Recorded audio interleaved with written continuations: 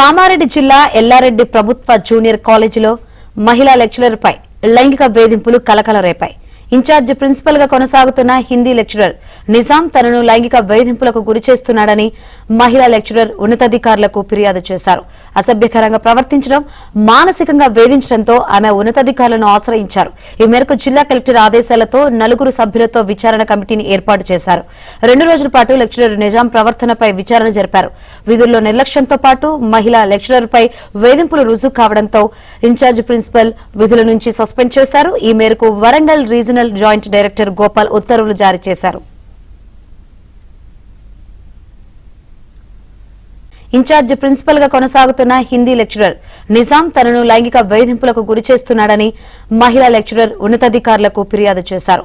అసభ్యకరంగా ప్రవర్తించడం, మానసికంగా వేధించడంతో ఆమె ఉన్నతాధికారులను ఆశ్రయించారు. ఈ మేరకు జిల్లా కలెక్టర్ ఆదేశాలతో 4 సభ్యులతో విచారణ కమిటీని ఏర్పాటు చేశారు.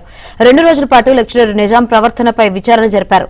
విధుల్లో నిర్లక్ష్యంతో పాటు మహిళా లెక్చరర్పై వేధింపులు రుజువు కావడంతో ఇన్ఛార్జి ప్రిన్సిపల్ విధుల నుంచి సస్పెండ్ చేశారు. ఈ మేరకు Warangal regional joint director Gopal ఉత్తర్వులు జారీ చేశారు.